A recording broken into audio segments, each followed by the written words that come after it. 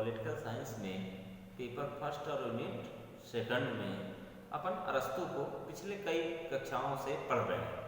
ठीक है, चूँकि अरस्तु ने बहुत सारे विचार दिए हैं और राजनीति सब्जेक्ट में, राजनीति के क्षेत्र में अरस्तु का योगदान एवं इनका महत्व बहुत ज़्यादा है। इनके जो विचार हैं वो आज भी प्रासंगिक है, क्योंकि अरस्तु ने जो विचार रखे हैं वो हमारे समाज के लिए, हमारे राष्ट्र के लिए आज भी बहुत जो है तो मायने रखते हैं। पहली बात। दूसरी बात, आप यह देख लीजिए कि अरस्तु ने जो सिद्धांत दिए हैं उनका महत्व है।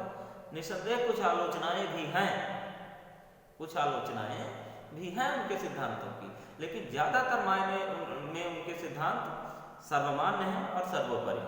ठीक है, अरस्तु के बहुत सारे थॉट्स अपन पढ़े, जैसे अरस्तु का तो सबसे पहले अपन जीवन परिचय पढ़े, अरस्तु का कृतियाँ पढ़े, अरस्तु की रचनाएं पढ़े। रचनाओं में बहुत सारी रचनाएं, जैसे उनकी सबसे जो फेमस पुस्तक हुई, फेमस जो ग्रंथ हुआ वह पॉलिटिक्स हुआ। अब पॉलिटिक्स एक ऐसा ग्रंथ है, ऐसी पुस्तक है कि उसमें अरस्तु ने राजनीति के लिए सभी तत्व का सम्मिश्रण करके और उसमें डाल दिया।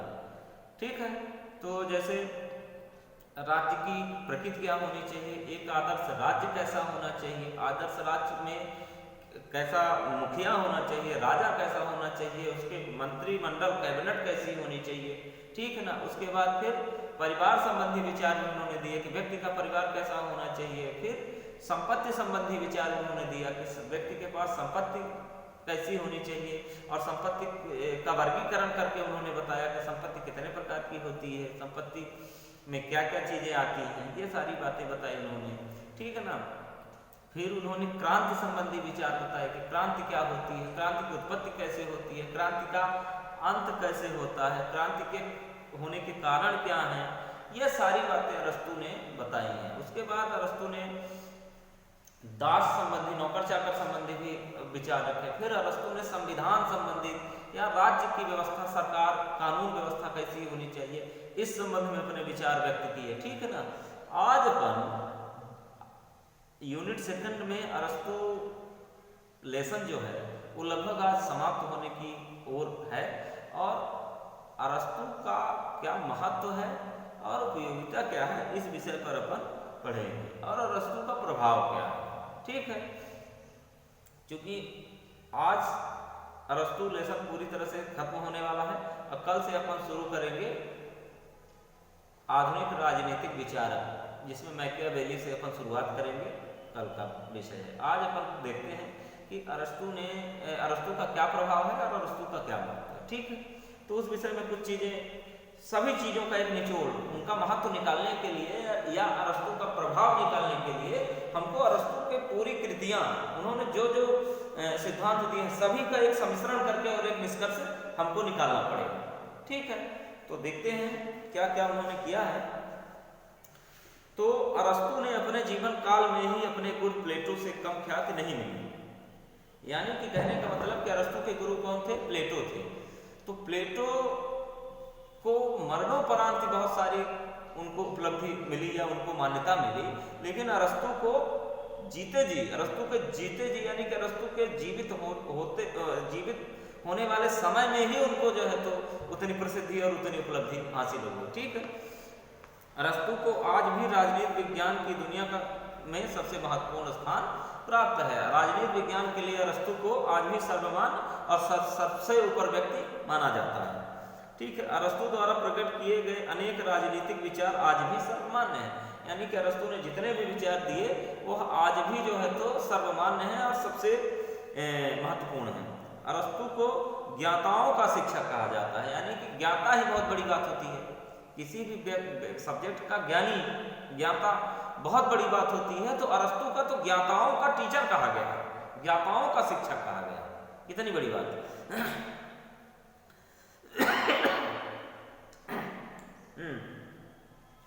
प्रोफेसर मैक्सी ने अरस्तु को राजनीति विज्ञान का प्रथम वैज्ञानिक कहा। प्रोफेसर मैक्सी ने अरस्तु को राजनीति विज्ञान के लिए एक प्रथम वैज्ञानिक, पहला वैज्ञानिक जो है तो वैज्ञानिक नाम से संबोधित किया है प्रोफेसर मैक्सी ने अरस्तु। ठीक है, अरस्तु के राज दर्शन के सामायिक तथा यूनानी तत्वों का कुछ प्रमुख चीजें हैं जो आपको बता रहा हूं। उसमें उन्होंने राजनयिकों और सामायिक यूनानी यानी कि उस समय में यूनान की जो व्यवस्था थी उसको उन्होंने रखा है, ठीक है ना। जिस समय अरस्तु का जन्म हुआ उस या अरस्तु का जो कार्यकाल था उस कार्यकाल में यूनान की क्या व्यवस्था थी उसके विषय में अरस्तु ने बहुत सारी बातें रखी है, ठीक है। तो अरस्तु ने आदर्श राज्य संबंध में अपने विचार दिए हैं जो यूनान के तत्कालीन नगर राज्यों को ही दृष्टि रखकर प्रकट किए हैं। यानी कि आदर्श नगर राज्य का अगर अरस्तु ने वर्णन किया है तो उसमें यूनान के तारतम्य में या यूनान के ही परिप्रेक्ष्य में उन्होंने यह बात कही थी, ठीक है। अब अरस्तु के राजनीतिक चिंतन के सार्वभौम या शाश्वत तत्व, ऐसे कौन से तत्व हैं जो अरस्तु को सार्वभौम या शाश्वत बनाते हैं, सर्वोपरि बनाते हैं? तो उसमें सबसे बड़ा पहला पॉइंट है मनुष्य एक सामाजिक प्राणी है। या सबसे प्रथम किस व्यक्ति ने कहा था? अरस्तु ने कहा था कि मनुष्य एक सामाजिक प्राणी है, ठीक है ना। अरस्तु ही वह पहला विचारक था जिसने जोर देते हुए वैज्ञानिक ढंग से यह सिद्ध किया कि मनुष्य एक सामाजिक प्राणी है। अरस्तु ने परिवार व समाज और राज्य को सार्वभौमिक प्राकृतिक बताया है। यानी कि अरस्तु ने व्यक्ति को सामाजिक प्राणी बताया है और समाज और राज्य व्यक्ति के लिए प्राकृतिक देन है, प्रकृति के द्वारा प्रदत्त ऐसे संसाधन हैं जिनका उपभोग और उपयोग मनुष्य निरंतर करता है, ठीक है। दूसरा इन्होंने बताया है कि अरस्तु के राज्य की प्रकृति व उद्देश्य संबंधी विचार। अब अरस्तु ने राज्य की प्रकृति कैसी होनी चाहिए उस पर अपने विचार प्रकट किए हैं। तो अरस्तु ने कहा कि राज्य मनुष्य की जीवन रक्षा के लिए विकसित हुआ है परंतु उसका अस्तित्व श्रेष्ठ जीवन की उपलब्धि के लिए है। अब देखिए यहाँ पर अरस्तु ने सबसे बड़ी बात क्या कह डाली कि राज्य मनुष्य की जीवन की रक्षा के लिए, राज्य का निर्माण क्यों हुआ है? मनुष्य की जीवन की रक्षा के लिए हुआ है। अगर राज्य रहेगा तभी मनुष्य का जीवन बचेगा, पहली बात। लेकिन राज्य का निर्माण जीवन की रक्षा के साथ साथ मनुष्य के विकास के लिए भी है, यह भी बात अरस्तु कहते हैं, ठीक है। व्यक्ति की स्वतंत्रता और राज्य की सत्ता में सामंजस्य। व्यक्ति की स्वतंत्रता और राज्य की सत्ता दो अलग अलग बातें हैं।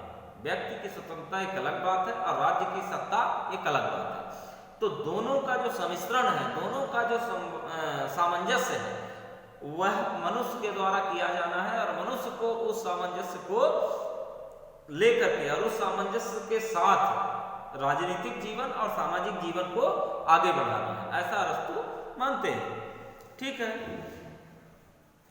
अरस्तु यह नहीं मानता कि स्वतंत्रता का अर्थ सब प्रकार के निषेधों का अभाव है। दूसरी ओर शासकों को मनमानी करने से रोकने की सलाह देता है। यानी कि अरस्तु ने जो सिद्धांत बनाए उन्होंने यह कहा कि स्वतंत्रता का यह मतलब नहीं होता है कि व्यक्ति को हर प्रकार की आज़ादी है, कुछ भी करने की आज़ादी का नाम स्वतंत्रता नहीं है, ऐसा अरस्तु मानते हैं कि स्वतंत्रता का मतलब होता है कि आप व्यक्तिगत रूप में कुछ भी करिए लेकिन आपकी स्वतंत्रता का प्रभाव किसी अन्य व्यक्ति पर ना पड़े, नहीं तो कहीं न कहीं उस स्वतंत्रता का दुरुपयोग माना जाएगा। फिर अरस्तु ने संविधानवाद संबंधी विचार बताया कि संविधान क्या होता है, कैसा होना चाहिए। तो उन्होंने बताया है कि भावी संतति को अरस्तु ने कदाचित सबसे महत्वपूर्ण देन संवैधानिक राज्य अथवा कानून शासन की धारणा है, ठीक है ना। संत टॉमस का कानून के प्रति सम्मान एवं उनका संविधानवाद मुख्य रूप से अरस्तु से ही प्रेरित है। अरस्तु इस क्षेत्र में व्यापक प्रभाव, बारकर ने लिखा है कि अरस्तु ने संत टॉमस को सिखाया कि संत टॉमस द्वारा उसने कैथोलिक यूरोप को सिखाया, संत टॉमस द्वारा उसने रिचर्ड हुकर को भी सिखाया जिसने कानून और शासन के सिद्धांत का मूल स्रोत सही था। यानी कि यहाँ पर अरस्तु की जो बताई गई बातें हैं संविधान को लेकर के वह मुख्य रूप से यह है कि संविधान व्यक्ति को जीने की प्रेरणा देता है और सलीके से जीने की प्रेरणा देता है। संविधान से हमको क्या सीख मिलती है? संविधान से हमको जीवन का महत्व समझ में आता है और जीवन जीने की कला हमको समझ में आती है कि जीवन कैसे जिया जाए। तो यहाँ पर 2-3 बातें उन्होंने संविधान को लेकर बताई हैं कि संविधान की रक्षा और संविधान का पालन असंवैधानिक तरीके से कार्य करने की सलाह अरस्तु द्वारा दी गई है। ठीक है। शक्ति पृथक्करण का सिद्धांत उन्होंने दिया है कि शक्तियों का बंटवारा आवश्यक है, क्योंकि अगर सारी सत्ता एक ही व्यक्ति के पास होगी तो वहां पर फिर अराजकतावाद और निरंकुशवाद का जन्म होगा, इसलिए शक्ति पृथक्करण आवश्यक है।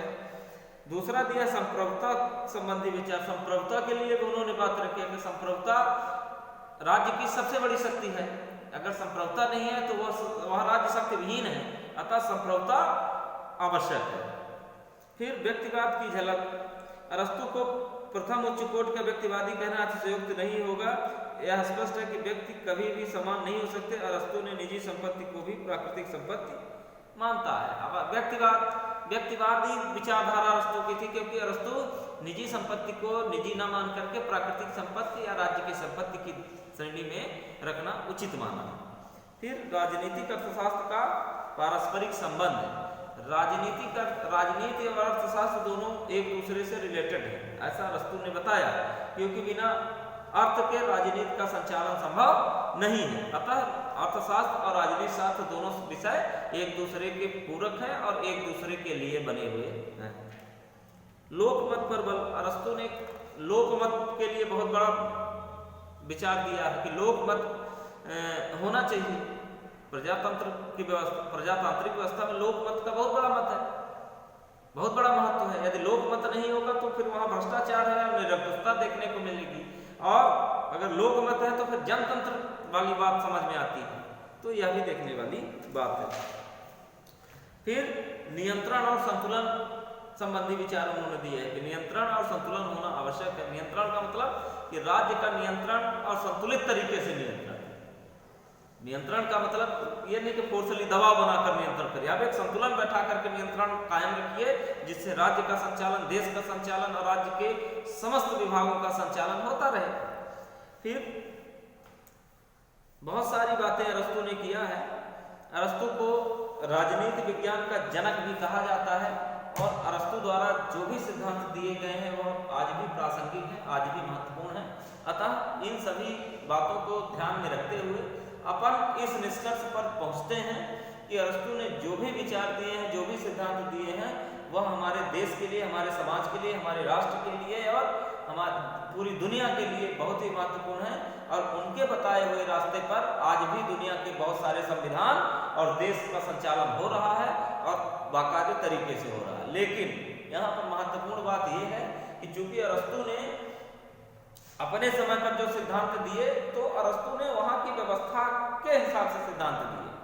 जैसे यहाँ पे एक बात जिक्र मिलता है यूनान में उसमें राज्य का संचालन कैसे होता था, या यूनान में राजनीतिक व्यवस्थाएं कैसी थी, उसी को दृष्टिगत रखते हुए अरस्तु ने सिद्धांत दिए, जिसके आधार पर कुछ चीजें आलोचनात्मक हो सकती हैं, ठीक है ना, लेकिन पूरी बातें आलोचनात्मक नहीं हो सकती हैं। दोनों को अगर समिश्रण किया जाए तो एक बेहतर निष्कर्ष अपने को निकलता है, ठीक है। तो आज यूनिट सेकंड आपकी पूरी तरह से समाप्त हो गई है। कल अपन थर्ड यूनिट प्रारंभ करेंगे, ठीक है। इसको आप लोग देख लीजिएगा, कोई समस्या है, कोई दिक्कत है तो आप संपर्क करिए। Thank you.